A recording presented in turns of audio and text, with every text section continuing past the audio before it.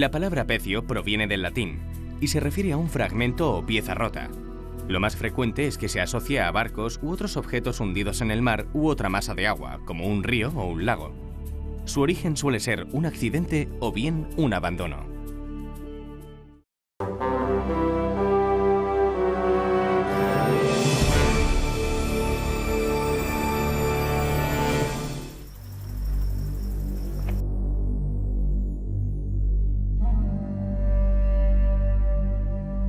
Enseguida que apareció el cráneo que está más próximo a la boca, el que le veíamos que era un frontal, asomó una varilla que mis ojos querían decir que era de plata y mis ojos enseguida vieron que era una varilla de una diadema, no era una varilla habitual, y en ese momento es cuando la cabeza te explota, porque hace 130 años que no se excavaba un objeto como este. La diadema es un emblema del Argar y a mí me hacía muchísima más ilusión excavar una diadema que una espada, muchísima más, y excavar una mujer de esta categoría y que pudiera tener todos los ítems de esas láminas preciosas dibujadas en el siglo XIX, verlas cómo estaban saliendo en la tierra, para mí eso fue, creo, de los momentos más bonitos como arqueóloga. Si podemos hablar de organización política, tendríamos aquí mandatarios de primer nivel. Si fuéramos orientalistas en el sentido tradicional del término, diríamos que estamos ante una especie de monarquía, por así decirlo. Con los datos que tenemos actualmente, la mayor parte de este ajuar parece asociado a ella, a la mujer. Es muy posible que estemos ante, en este caso, la persona, en este caso mujer, dominante de una estructura territorial perfectamente consolidada, con una serie de kilómetros cuadrados que pueden exceder los 60 de dominio, y que está en un límite, está en una frontera. Pero era el momento ya de entrar, porque si en algún sitio tenía que haber alguna tumba que realmente mostrara que en esta época, en el Bronce Antiguo, había enterramientos que pudieran ser de una élite, no solo económica, sino política, quizá una élite real, una clase dirigente de ese estilo, tenía que ser aquí. Tan solo unos días antes, el equipo de Vicente Lul, Cristina Riuete y Rafael Micó nos recibía en la excavación que llevaban a cabo en el yacimiento de la Almoloya, en Pliego, Murcia. Tan solo unos días antes, este sensacional descubrimiento era un anhelo, quién sabe si un premio soñado por los años de trabajo. Esa excepción que a veces sucede en el mundo de la arqueología y que lleva a un buscador o buscadora, como fue en este caso, a toparse con cosas maravillosas, parafraseando a Howard Carter. Para no deslumbrarnos con el oropel de estas joyas, para calibrar el verdadero tesoro, que es la poco conocida cultura de El Argar, vamos a visitar algunos de sus yacimientos. Quizá estemos ante una de las primeras formas de Estado conocidas. Tal vez el sureste de la península ibérica albergó hace más de 4000 años una unidad política y económica que ahora empieza a desvelarse como una sociedad de gran complejidad.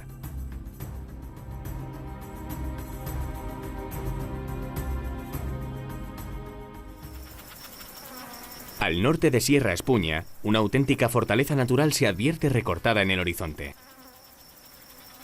Los caprichos de la naturaleza transformaron el antiguo estrato calizo hasta convertirlo en un inexpugnable castillo rocoso. Hace más de 4000 años, hacia el 2200 a.C., esta forma singular no pasó desapercibida para los hombres y mujeres de la Edad del Bronce Antiguo, conocida como cultura del Argar. Comprendiendo la importancia estratégica de este parapeto natural, se establecieron en su elevación, reforzando con murallas la sólida barrera original del enclave. Una estrecha senda escalonada, fácil de defender, da acceso al interior.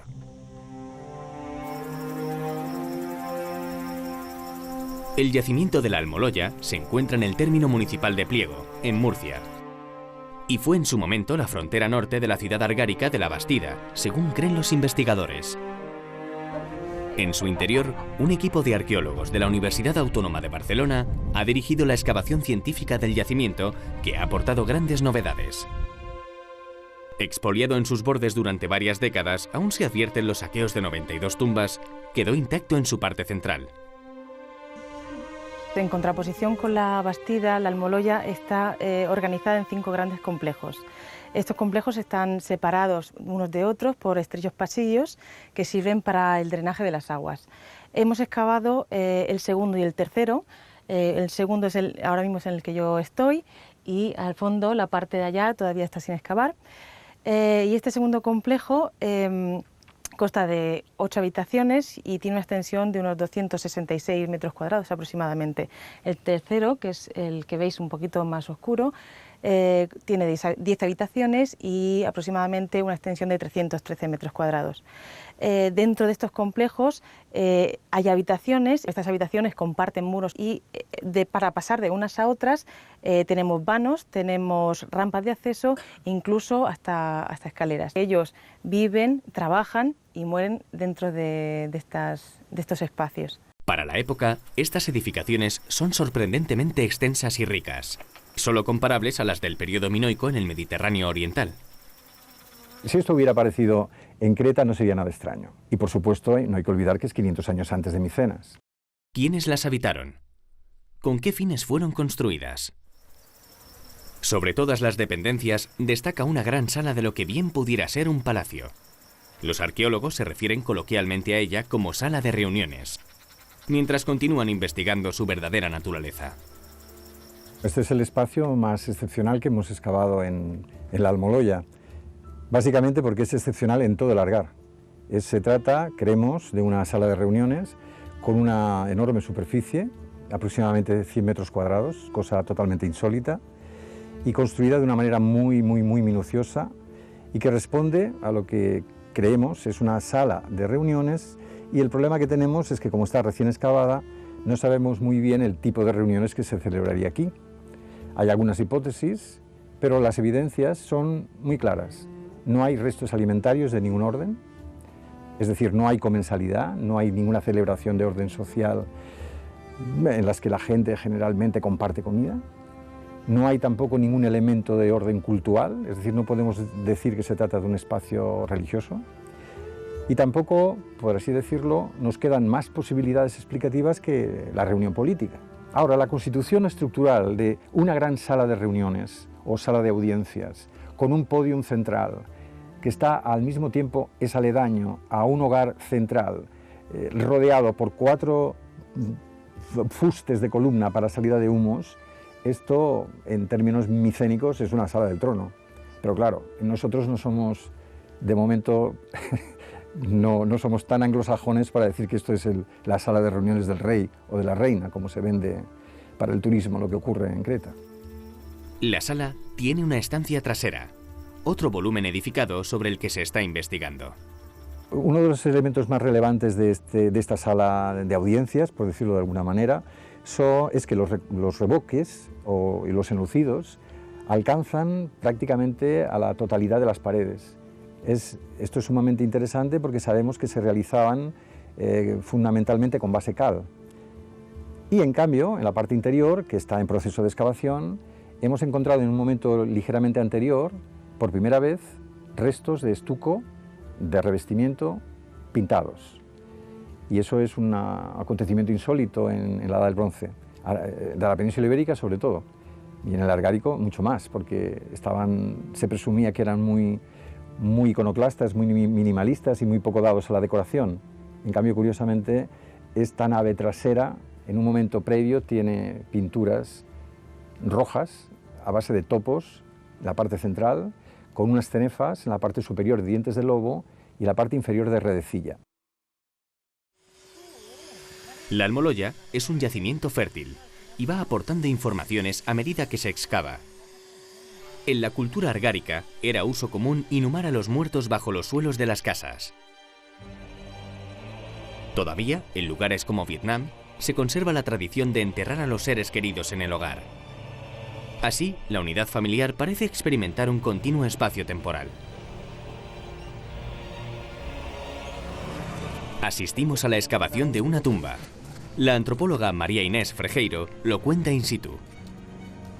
Aquí estamos viendo la tumba 36 de la Almoloya, que el contenedor son 2 urnas enfrentadas y en el interior podemos ver que apenas se está descubriendo, es una mujer por el coxal. Aquí tenemos la escotadura asiática muy abierta, que es un indicador femenino muy claro. El fémur, ¿no?, y el brazo izquierdo, lo cual nos está indicando que la habían puesto en posición flexionada, hiperflexionada del lado derecho. Esta posición corresponde propiamente a las mujeres, es la manera en cómo la entierran. El cráneo ha aparecido apenas si estamos viendo la cara endocraneal, la cara interna, porque está fracturado. Como podemos ver, los fragmentos de urna colapsaron en un momento temprano después de ser enterrada, y ha roto los huesos, que algunos están en movimiento, pero se puede ver su posición sin problemas. Es muy importante conocer el tipo de poblaciones de la cultura argárica. De estos datos puede colegirse una estratificación social o una transmisión familiar en las élites. Los parentescos, las causas más comunes de muerte, las enfermedades o el trabajo desempeñado quedan registrados en los cuerpos, que son como libros abiertos, aunque complejos para los antropólogos. Si hay suerte y se puede extraer material genético, la cantidad de información sobre una sociedad crecerá exponencialmente.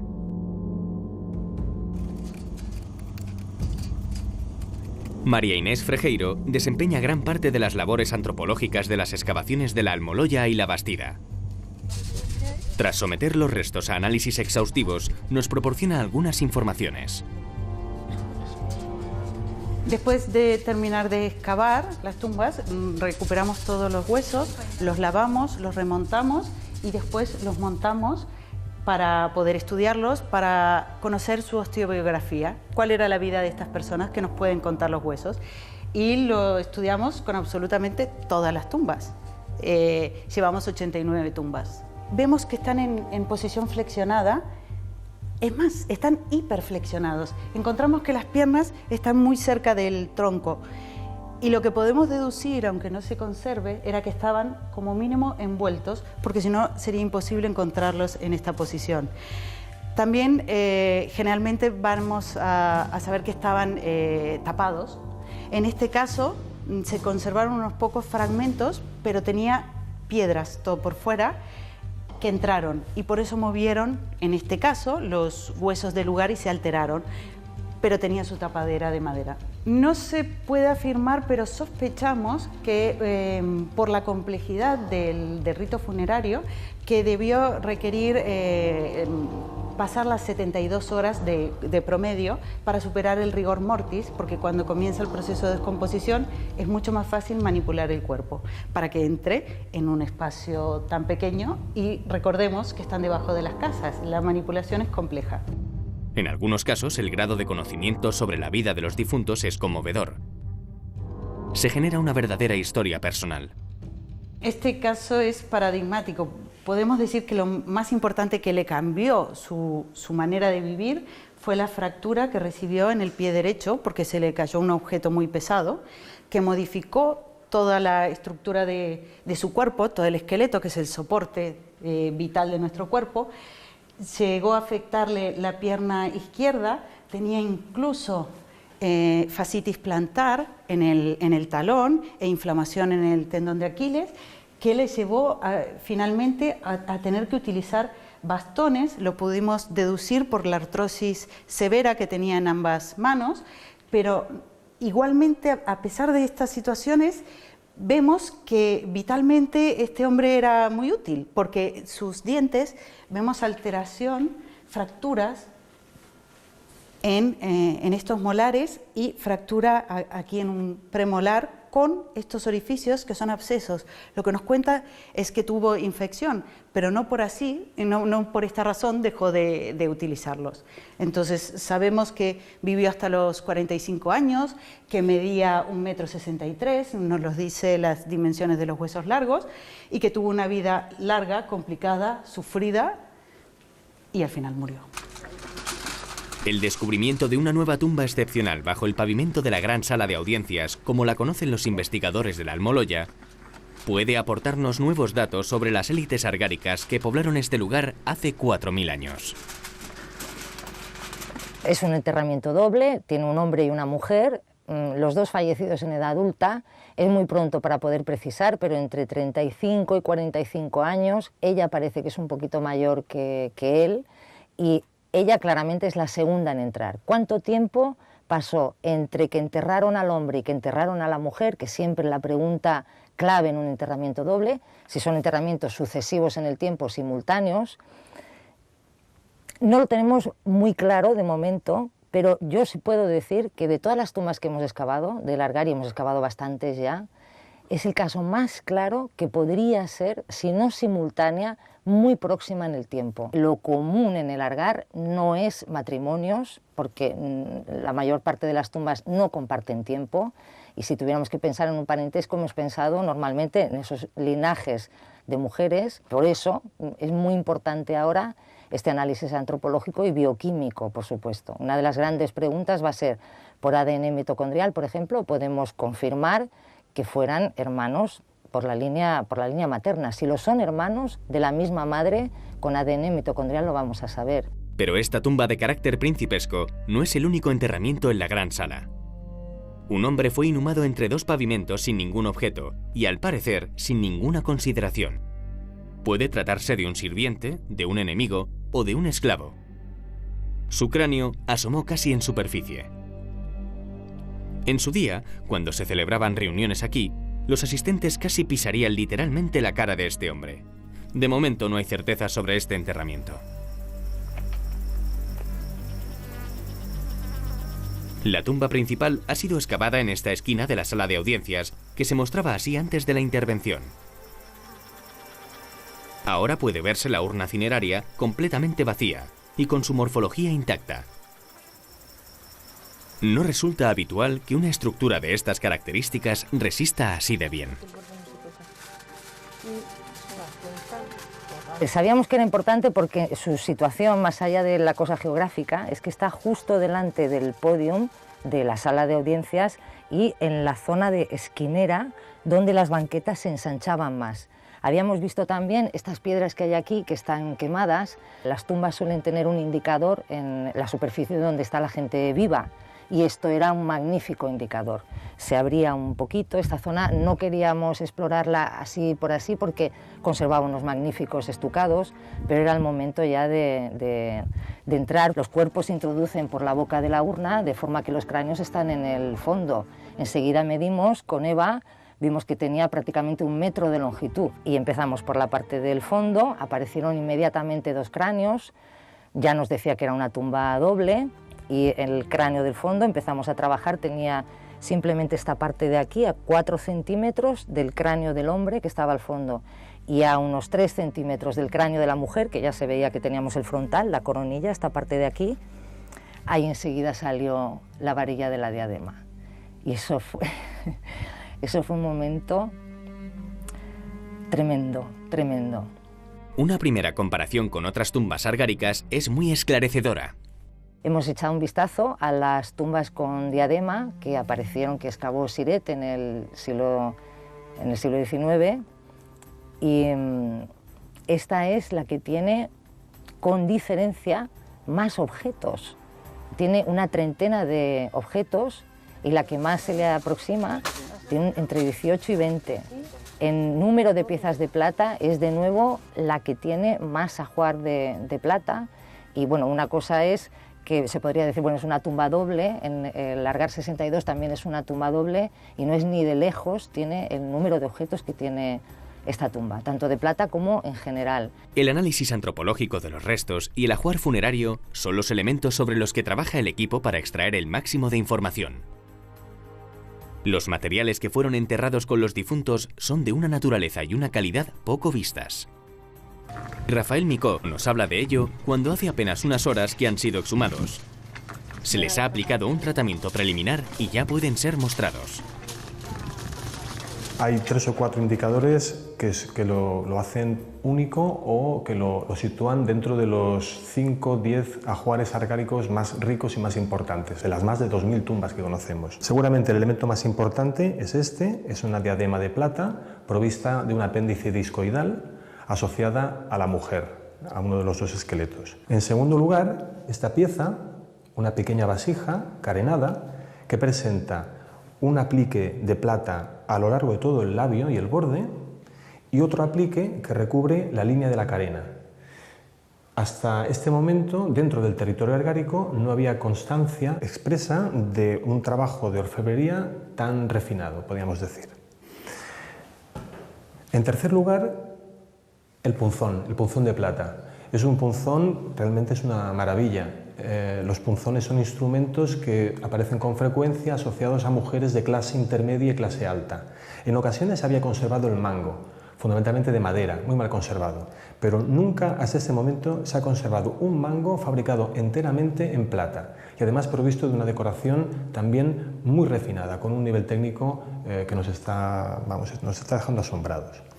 Y finalmente, aunque no por último, 4 dilatadores de oreja metálicos, 2 de plata y 2 dilatadores de oro, provistos además de una decoración repujada muy fina. Además, por supuesto, hay una decena de espirales, de pendientes, anillos, adornos de plata, un collar de piedras exóticas, de componentes exóticos de unas 10 cuentas, anillos, un cuchillo con los remaches de plata. Es decir, tanto por lo que hace referencia a la cantidad como por la calidad, esta tumba es sin duda una de las más destacadas del mundo argárico. Hombre y mujer aparecieron juntos en el mismo espacio funerario. En ocasiones es difícil diferenciar qué elementos pertenecieron al hombre y qué elementos a la mujer. Con los datos que tenemos actualmente, la mayor parte de este ajuar parece asociado a ella, a la mujer. La diadema, gran parte de las joyas de plata, el punzón, seguramente el puñal, el vaso pequeño. Es decir, en términos de cantidad de objetos, ella es sin duda la mejor provista. Diademas de este tipo tan curioso, tan elegante, en plata se conocen 4 que fueron descubiertas en la década de 1880 por un ingeniero belga llamado Louis Siret, uno de los padres de la prehistoria en España. Las 4 de plata que se conocen proceden del mismo yacimiento, el Argar, y ninguna de ellas se encuentra actualmente en España. Hay una en Inglaterra, en Londres concretamente, otra en Oxford, otra en Bruselas. Además, son piezas actualmente depositadas en museos muy importantes, pero que además, curiosamente, carecen en esos museos del acompañamiento. Porque en aquella época, hace 130 años, que no se descubre otra, hace 130 años los ajuares funerarios se vendían al mejor postor, se hacían lotes y en aquella época se vendieron. Con lo cual, actualmente ese legado se halla disperso y descontextualizado. El valor añadido de esta pieza es este también. Nos proporciona un ajuar completo con un contexto arqueológico muy bien documentado. La interpretación de toda esta información parece afianzar la idea de El Argar como una sociedad clasista con poderosas élites dirigentes.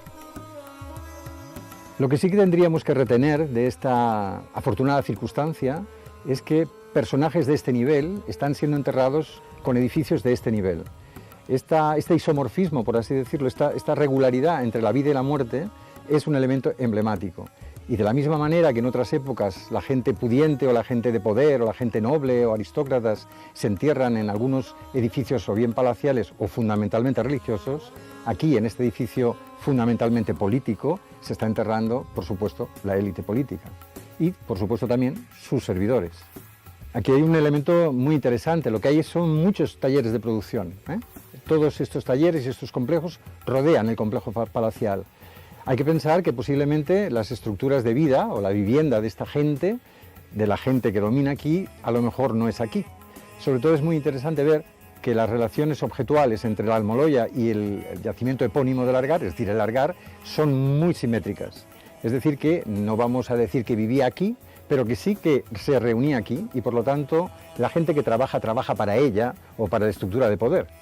¿Qué quiere decir esto? Quiere decir que todos los dependientes están sirviendo, por así decir, a esta élite en todo el territorio de la Almoloya.